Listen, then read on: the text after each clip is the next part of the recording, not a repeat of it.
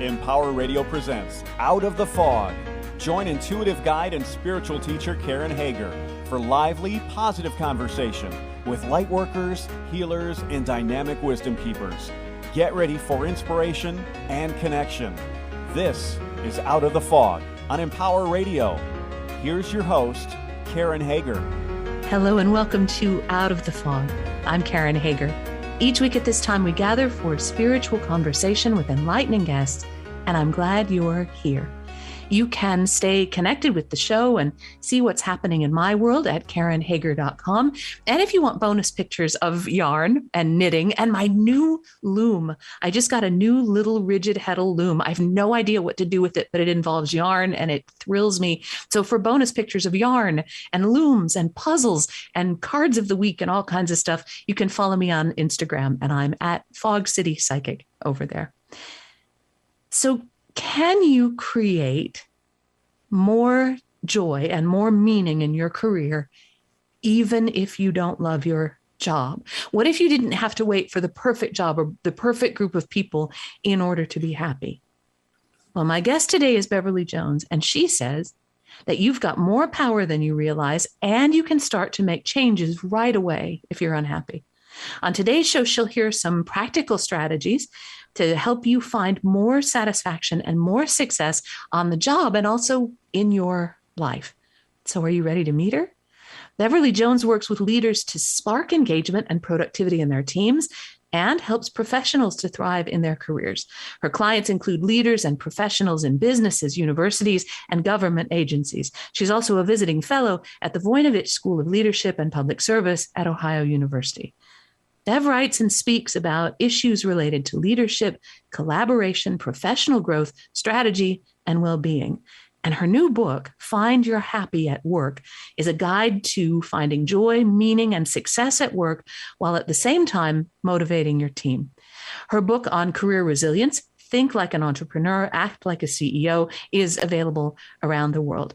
And her podcast, Jazzed About Work, which you can find on npr.org, features conversations and stories related to careers and leadership.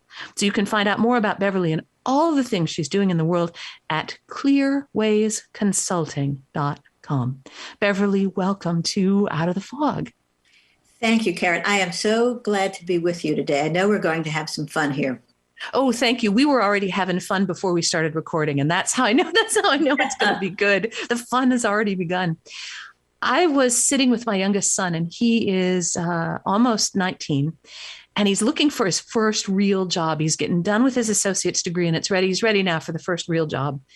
He's done a lot of like summer things and part-time things, and now it's the real thing, the grown-up thing. And he was looking at job openings the other night, and he said to me, I don't see anything here that I'm absolutely in love with.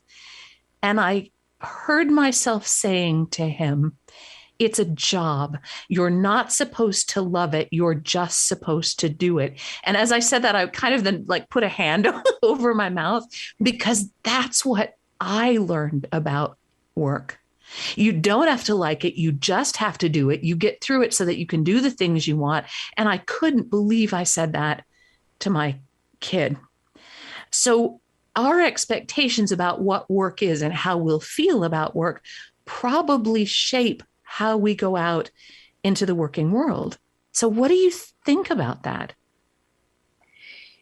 So much of our experience in our careers is the result of what's going on in our own head, in our own attitude, the way, the mindset we bring to work. We really do have a lot more ability to change our experience on the job, and also to put our whatever job we're doing at the moment in the context of a more meaningful career. So there's a lot you can do to enjoy your work, even if the job isn't perfect, even if it's not your dream job, it can still be a meaningful and often enjoyable part of your life. When you're looking for a new job, should one of the criteria be, I need to be in love with this every day and know that I'll be in love with it every day? I don't know if that's realistic. It's not. And I think your challenge for yourself is to create a career path that's meaningful for you, that has some value, that gives you an opportunity to add value, that has moments of fun, that has opportunity for engagement with other people. You want a meaningful, enriching job, but no job is fun all of the time. And I think very few people are in love with their job. There are some, but very few people are really in love with the job. Although there are a lot of people who are in love with their career or aspects of their career or their calling that they find ways to incorporate into their job. It's a complicated picture, you know?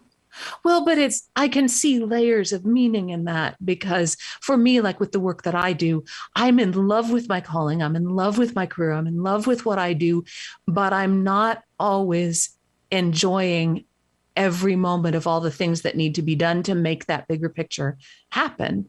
So it's kind of about, and one of the things I got from reading the book, this is kind of about learning to look at the big picture and the day to day and kind of deciding where you want to put your focus, a more holistic view. That's exactly right. You have so many choices in the way that you approach your work, you approach your day, you approach your calendar, you set your mindset, you engage with other people. And you can be kind of methodical about creating a shift if things aren't going quite right. As we have moved through these pandemic times, we had that big space in the spring of 2020 where a lot of people's work changed a lot. And as we're now we're a year and a half into this, and it feels like it's going on forever, I'm hearing from people who are saying, I'm sick of this. This isn't what I signed up for. I don't enjoy this anymore. I can hardly drag myself in front of the computer screen or drag myself into the office. When you hear that from people you're working with, what guidance do you have for them? I mean, does it get to a place where if you're having to drag yourself in all the time, you should just stop? Well, there are a lot of things you can do. One thing is that there's so much exhaustion and burnout and confusion.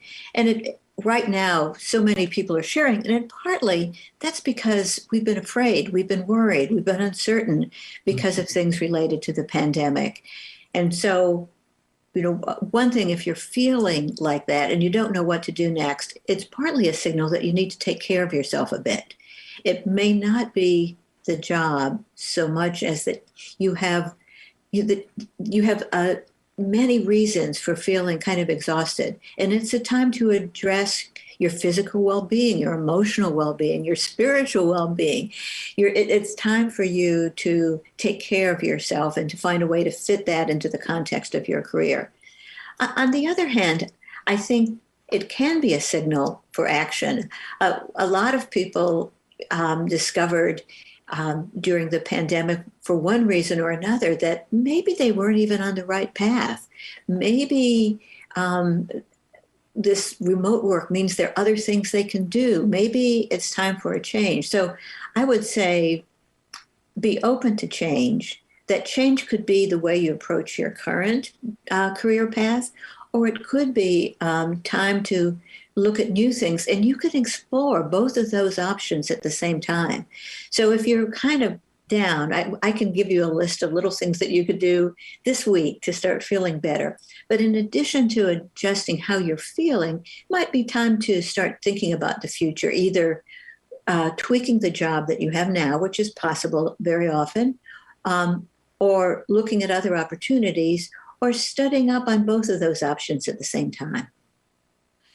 And none of this is something that has to happen right away, right? I think part of how we make ourselves anxious and upset and kind of get into where we're making snap decisions is when we feel like this has to happen right away. I have to make this change immediately. And there's usually more space than that. There's a lot more space. And very often relief comes the minute you start planning, the minute you take those first steps. It no longer seems hopeless. As soon as you start working towards something and develop a cadence a regular cadence of small action steps that'll kind of take you toward the life you want, then all of a sudden there is a tendency for things to calm down. You're on the path. You can build in some relaxation, and you can include self-care and having fun as part of this path as you kind of slowly, little bit at a time, move toward whatever the next phase will be. The trick is getting started, doing just a little bit at a time. And allowing yourself to receive that self-care. Mm-hmm. Because especially if you're working in a job where so much of your life is work, it can start to feel, it's like a tunnel that gets dark, progressively darker and narrower. It can feel like you can't allow yourself self-care because of how awful the job is, or how awful the boss is, or how awful that lady who sits next to you is. And so there's allowing is a big part of this too. Yes, and some ways to begin are to get serious about taking breaks. People, human beings, are not constructed to run endless marathons, and we certainly aren't constructed to sit in one place and do the same thing over and over again for long periods. We're better performers, we're more creative, we're more positive if we do things in spurts and do what we can to structure them in a way so they're as interesting as possible, and then break it up with either a nice solid break or a different kind of work. So one of the things I talk about in the book is how your calendar isn't just some list of meetings that other people put on, which we often start to feel like we're a captive of other people's wishes, and that's all our calendar is. Your schedule is more like a contract with yourself in which you can take portions of time, whether it's the time, your best time for doing really deep work that you could really get into, or regular breaks. You can look at the structure of your day. You can make a commitment to take care of yourself with making sure you get out and walk around during the day, or you connect with other people. So taking control of your calendar and not just letting other people's demands shape how you live out your day is one good way of getting started to kind of start to have better control of your own mindset and level of enjoyment. In the book, you talk about how we can find a spirit of playfulness at work. And at least for me in the work that I do, one of the things that helps me feel more playful is to have given myself a break, to be a little bit more rested, to be able to see things with that greater perspective. What are some ways that listeners can make their work seem more like play? I don't think you mean like laughing hysterically and artificially as you go through. I don't think you mean like that. But how can we find more playfulness? Well, think a little bit about things that are fun. If you like board games, sitting around with other people and learning things and doing things fast, and notice what you like about that. Notice what you like at different parts of your life, and then try to create some of that activity during your workday. One of the things that's a component of most play, whether it's a board game or a tennis game, is that we like to get better at something. We like to build expertise. We like to learn new things. And learning, when you learn a new thing, you get this little bit of a boost the same way as if somebody gave you a gift or an award. So one thing that you can do to kind of build in some happiness, some joy, is to add some learning activities. Another thing, you mentioned the breaks, is if you just get outside for a few minutes, there's all kinds of research that suggests that even looking out the window at the nearby park can make you feel better physically. Your blood pressure may go down, your heart rate may go down. And if you can actually go outside and connect with nature, even if that means looking at the birds on a city street, that can help you feel more in tune with the world, and that can make you feel more playful in the sense that you're going to have a mindset of enjoying things.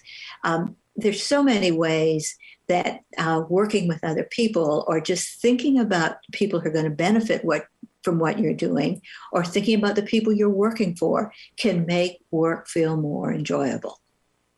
That's another way to bring some of the good things of play, when you have that sense of flow, when things are really cooking, but that's the kind of play that you sometimes want from work.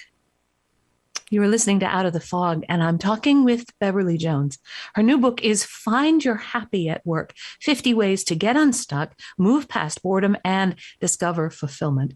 And you can find out more about Beverly and her work at clearwaysconsulting.com. One of the places, as I was reading through your book, where I stopped and really dug in, felt into it, was the chapter about creating a statement of purpose, about writing down, getting clear about personal values and how that can kind of then support your path moving forward. Can you talk a little bit about how getting clear on those personal values, in fact, sort of allowing ourselves to realize we have them, how does that help us?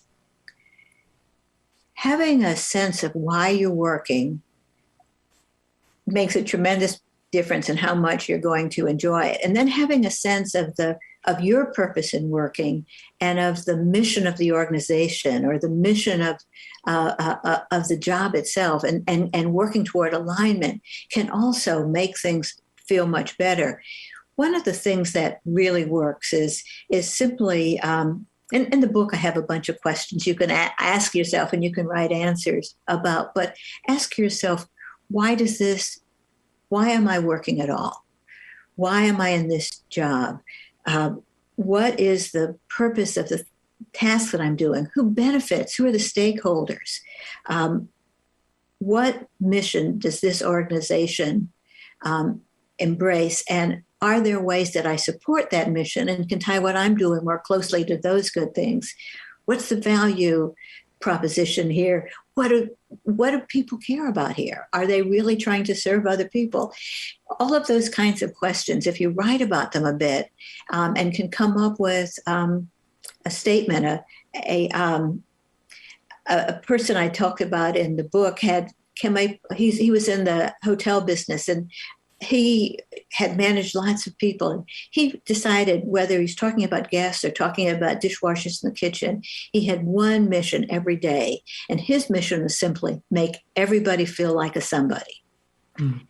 I mean, that really, says so much. Not all of us, I can't be so succinct, but having a sense of why you're working and what values you're going to hold dear as you approach any challenge or encounter with other people throughout the day, that can make it all feel so much more meaningful.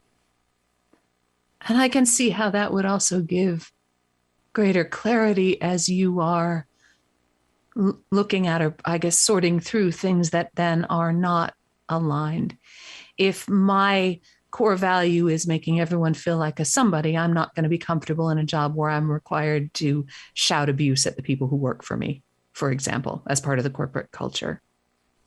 That's exactly right. Having a sense of what are the things you hold dear can help you decide either I can change my behavior here, I can make a shift, I can go to another department, or maybe this is the wrong place for me.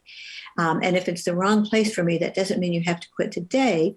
But it means today I start planning my next move. And part of my purpose each day is going to be serving my clients or my bosses, whoever, while I'm here, but at the same time, taking these steps to work toward a more meaningful career for myself. Mm. With that in mind, I wonder if you would say a little bit about the sugar grain process that you talk about in the book. I super loved that. So can you kind of lay that out for us? I would love to. Years ago, I was at Ohio University, as sort of the campus feminist, in the sense of trying to get programs opened for women at a time when many doors were shut. Mm-hmm. Among other things, I became the first woman in the MBA program. And I was doing a lot of speaking, and I had been a journalism student, so I was on the radio and I did some writing. And I was getting very discouraged. And I decided I had to do something to make my contribution more meaningful if I couldn't change things. And I remembered something that happened when I was about 14. I had a very early job working in a fashion office and doing a little bit of modeling of, tween clothes around. And I got paid minimum wage, which was heaven, at that age. But I had to stay very skinny, I thought, in order to do that. And I was worried because in my family, for any occasion, whether it was getting home from school or a party or somebody being sick, my New Zealand parents celebrated or commiserated with lots of cups of tea. And as kids, we drank a cup of tea with a lot of milk and maybe 3 big teaspoons of sugar. So one day I was thinking about this job that mattered so much to me and how I could be thin and make sure I could keep this job. And I looked at my heaping spoonful of sugar and thought, I can't get rid of sugar, but if I just took 1 grain, it'd be a little less sugar tomorrow and I wouldn't even notice. And if I took 2 grains the next day and kept doing that, and gradually I could learn to drink tea without sugar, and that would be healthy. And that's what I did. It took months and months, but I learned to do things 1 grain at a time. So back to Ohio University, when I was working on all these issues, I knew very little about changing companies. I was very young. I didn't know much about anything, but I said, all right, I'm going to do 1 sugar grain of activity every day to support the proposition that women deserve the same kind of education, will perform at the same level as men. And I started doing sugar grain every day. I ended up being hired by the president of that university to write a report on the status of women. And then when Title IX finally came along, I was hired to implement it for that university. And I did it all knowing nothing, but just every day trying to think of one little thing I could do. And I've been doing that with clients ever since. I just have told myself through many crises and have told clients through many crises, just do 1 sugar grain. And if you can keep up a cadence of just doing a little, you can get to just about anywhere you want to go. Oh, that resonates so strongly with me because I love the idea of those little micro movements that we can make that lead to lasting change. Now, for listeners who want to find the book and want to connect with you and find out more about what you're doing, how can they find you? Well, the book, of course, is you can order it from just about anywhere, including your local independent bookstore and all of the big places like Amazon and all the others. The book is Find Your Happy at Work. And so you can, I think, find it anywhere you would find a book. And if they head over to clearwaysconsulting.com, what are they going to find? They will find, well, a lot of my blog has been taken out because it was too much like the book. And so, publishers don't like you to give it away. But I have quite a few posts there. And there are links to a number of articles I've written in a bunch of places. And there are links to the Jazzed About Work podcast, which is on npr.org, as you said, but it's, all the other places where podcasts are. So Jazzed About Work will give you interviews with people who are passionate about their work. And in many cases, they have a lot to share about how other people can be passionate too. Oh, I love it. Beverly, thank you for sharing some of your wisdom and your insight and and those little sugar grains with us. Thank you. Thank you for having me, Karen. I loved it. That is Beverly Jones, and her new book is Find Your Happy at Work, 50 Ways to Get Unstuck, Move Past Boredom, and Discover Fulfillment. You can find out more about Beverly and her work at clearwaysconsulting.com. You can check out her podcast, Jazzed About Work, on npr.org and everywhere that fine podcasts are available. And you can connect with me, of course, at karenhager.com. You can find out about upcoming classes and events and even book a private session there if you're so inclined. You can follow me on Instagram. Did I mention the yarn? There's yarn at Fog City Psychic. You can check out my little baby YouTube channel where I'm starting to put the podcast audio only for now, and who knows what's going to happen later. And don't forget to take a deep breath. You're loved. You're seen. You're not alone. Thank you for listening today. Together we are spreading a little more light in the world, and a little more light is always a good thing. Until next time, I'm wishing you peace.